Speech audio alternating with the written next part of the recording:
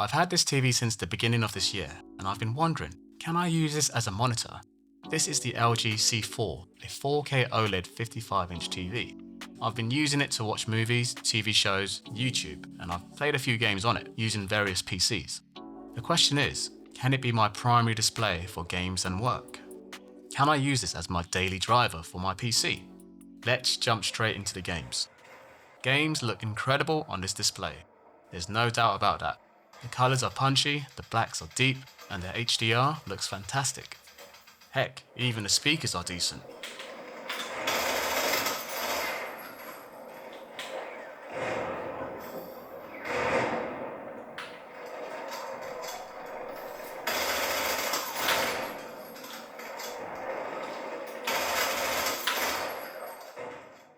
Usually they suck on TVs, but they're pretty good on this one.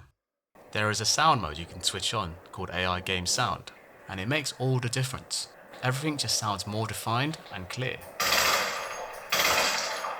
Hooked up to the TV is a PC I use for both gaming and video editing. If you haven't seen the video, definitely check it out. It's a PC capable of 4K gaming, perfect for this TV as I can run games at a high resolution with great detail. Anyway, I've got the new Battlefield 6 up and running here. Visually and gameplay wise, this game does not disappoint. Everything just looks awesome. The TV has a setting called Game Optimizer, which you can flick on for PC or console gaming. At first, I was thinking this is probably just a gimmick, but nope, I was wrong. In the settings, you can tweak it further to suit the type of game you are playing. For Battlefield 6, I set this color profile to FPS. You can see a subtle difference between each profile too. FPS is less contrasty compared to the others. It also has a slight softness to the details, making my eyes strain less when I'm looking for targets in all this chaos. I mean, I love games that look sharp, and Battlefield 6 is a sharp looking game already.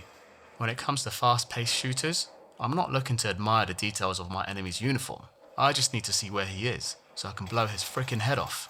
The other profiles have a mix of punchy colours and sharper details, which would be ideal for games that can be played at a slower pace. Games where you can take your time to admire the beautiful graphics. But if you are someone who plays a lot of fast-paced competitive games, I have a few helpful tips for this TV. Adjusting the black levels will help you see in dark areas of the game. The black levels are so good on this TV, it's just not ideal for certain games.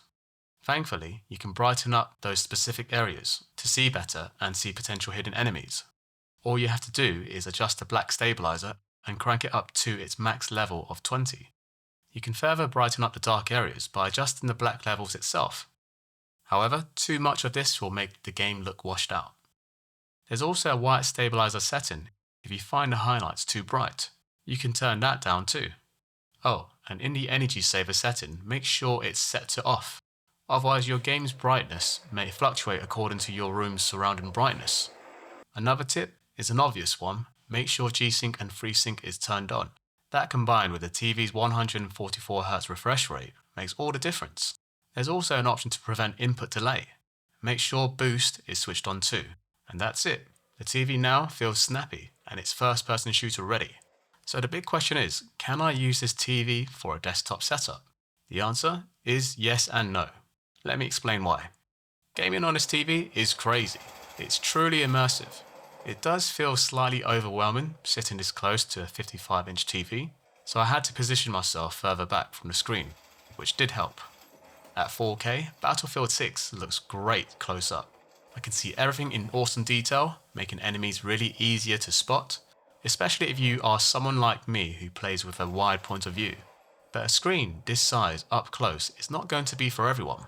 You might find yourself moving your head a lot during fast-paced games, which could be a disadvantage for competitive gaming. Whereas on a normal size screen between 24 to 32 inches, you're able to focus better as everything is in the center of your gaze.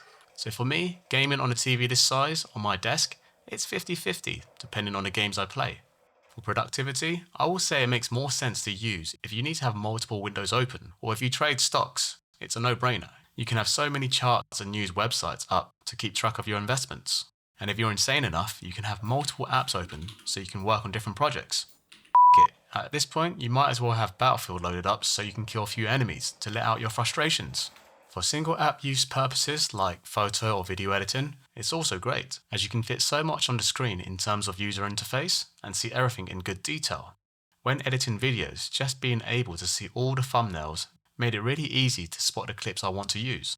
And there's also no need to view a video in full screen, as the video viewing windows are big enough to see the details I need to see. So in short, will I use this TV as my primary display for working games? It's a simple yes and no. I like to use both my 32-inch monitor and 55-inch TV, depending on the games I play, the type of work I'm doing, or even the mood I'm in. For me, it makes more sense to keep the TV in front of my sofa, where I can game comfortably using a mouse and keyboard on a small table on my lap. I just find it to be a nice distance where I can see everything in good detail. And for things like Photoshop or video editing, I do love a nice chilled lounge edit, where I can sit back, relax, review footage I've recorded, edit them on a big timeline, and play everything back on this beautiful display. And even for everything else like trading stocks, having multiple windows and apps open, it's a great huge display to use for those scenarios. Is there anyone else here that uses their TV as a monitor? If so, what TV are you using and what for?